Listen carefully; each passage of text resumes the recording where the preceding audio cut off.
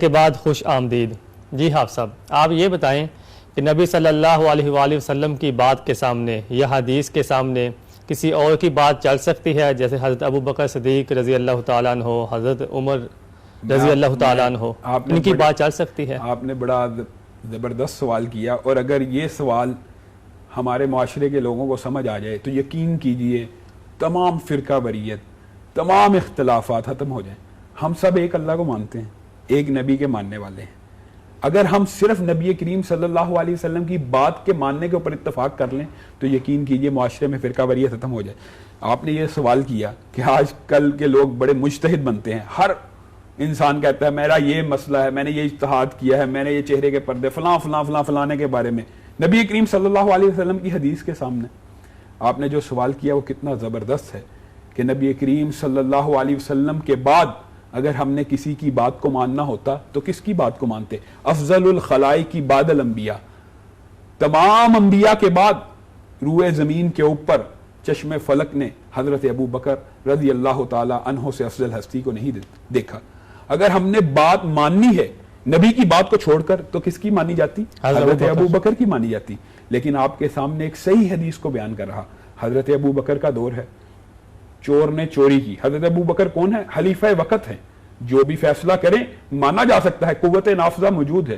چور نے چوری کی، ایک مرتبہ اس کا ہاتھ کٹ چکا، ایک مرتبہ اس کا پاؤں کٹ چکا، اب تیسری مرتبہ چوری کرتا ہے، بائیں ہاتھ کے کٹنے کی باری ہے۔ حضرت ابو بکر کے دل میں کیا آتا ہے؟ رحم کے جذبات۔ حدیث میں آتا ہے ابو بکر امت کے اوپر سب سے زیادہ شفقت اور رحم کرنے والا ہے۔ رحم آتا ہے، کیا کہتے ہیں اگر آج میں نے اس کے اس ہاتھ کو بھی کاٹ ڈالا، یہ اپنی ضروریات کو کیسے پورا کرے گا؟ رفع حاجت کیسے کرے گا؟ کھائے گا کیسے؟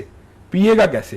اب دیکھیے ذرا آج کل کے مجتہد کے قولوں کو اور حضرت ابو بکر کی سوچ میں زمین آسمان کا فرق ہے۔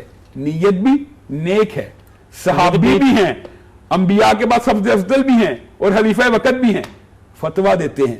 کیا دیتے ہیں؟ کہ میں چور کے ہاتھ کو نہیں کاٹوں گا۔ ساتھ ہی حضرت عمر بیٹھے ہیں، کیا کہتے ہیں؟ کہتے ہیں ابو بکر السنت الید، ہاتھ کو کاٹنا مدینے والے کی سنت ہے، اور مدینے والے کے فتوے کے سامنے ابو بکر تیرا فتویٰ نہیں چل سکتا۔ حضرت ابو بکر سر کو جھکاتے ہیں، سر کو اٹھاتے ہیں، کہتے ہیں اللہ کا شکر ہے، اللہ نے مجھے ایسے ساتھی دیے کہ ابو بکر ادھر سے ادھر ہونے لگا تو انہوں نے مجھے پکڑ کے سیدھا کر دیا۔ یعنی نبی کریم صلی اللہ علیہ وسلم کی حدیث کے سامنے حضرت ابو بکر کا فتویٰ بھی نہیں چل سکتا۔ اور اسی زمن میں حضرت عمر کا بھی ایک واقعہ سن لیجئے۔ حضرت عمر ایک مرتبہ خانہ کعبہ میں گئے، خانہ کعبہ تھوڑا سا ویران تھا، ان کے دل کو چوٹ لگی، انہوں نے کہا حج تمتع ایک ایسے حج کو کہتے ہیں جس میں عمرہ حج کی اقسام میں سے ایک حج تمتع ہے، اس میں عمرہ بھی کیا جاتا ہے اور حج بھی کیا جاتا ہے۔ حضرت عمر نے کیا کہا؟ حج تمتع کو بند کرتا ہوں، سارا سال لوگ عمرہ کریں گے، خانہ کعبہ آباد ہوگا۔ نیت دیکھیے، نیت نیک ہے، خلیفہ وقت ہے، کہتے ہیں آج کے بعد حج تمتع کا کوئی احرام نہ باندھے۔ آرڈیننس جاری ہو گیا، اور حیران کن بات دیکھیے، اس آرڈیننس کی سب سے پہلی مخالفت کون کر رہا ہے؟ آپ کا اپنا بیٹا عبداللہ ابن عمر۔ اور عجیب واقعہ ہے، حضرت عمر ہر کاروں کو دوڑاتے ہیں اس کو پکڑ کے لایا جائے۔ حضرت عبداللہ ابن عمر جو ہمیشہ جھکی ہوئی گردن کے ساتھ آئے، بچھی ہوئی نگاہوں کے ساتھ آئے، آج آتے ہیں تو گردن تنی ہوئی، سینہ اٹھا ہوا، آنکھیں اوپر کو ہیں، حضرت عمر کی آنکھوں کے اندر آنکھیں ڈال رہے ہیں۔ حضرت عمر نے کہا میں نے آرڈیننس جاری کیا تھا حج تمتع کا احرام کوئی نہ باندھے، اور سب سے پہلی مخالفت تو کر رہا ہے۔ حضرت عبداللہ ابن عمر اس وقت وہ تریحی الفاظ کہتے ہیں، اے عمر حج تمتع مدینے والے کی سنت ہے، مدینے والے کا حکم ہے، اور مدینے والے کے فتوے کے سامنے عمر تیرا فتویٰ نہیں چل سکتا۔ اور حضرت عمر آپ کو پتا ہے کون ہے؟ نبی کریم صلی اللہ علیہ وسلم نے فرمایا اگر میرے بعد کوئی نبی ہوتا تو عمر ہوتا، اور عمر کو دیکھ کے شیطان ادھر سے ادھر بھاگتا ہے۔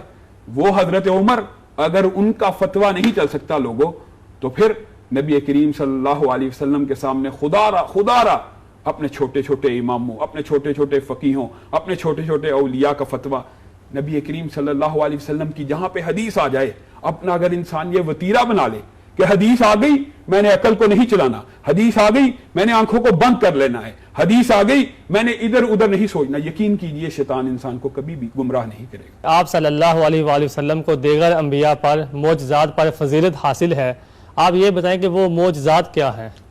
بے شمار معجزات ہیں، اور اس موضوع کے اوپر میری اپنی ایک کتاب بھی مارکیٹ میں منظر عام پہ آ چکی ہے، معجزات محمد رسول اللہ صلی اللہ علیہ وسلم۔ سب سے جو اہم معجزہ جو دیگر انبیاء سے نبی کریم صلی اللہ علیہ وسلم کو ممتاز کرتا ہے وہ کیا ہے؟ قرآن پاک. اور اس کے اوپر انسان جتنی گفتگو کرے یہ ایک الگ مکمل موضوع ہے، لیکن یہ دیگر انبیاء سے مختلف کیسے ہے؟ دیگر انبیاء کے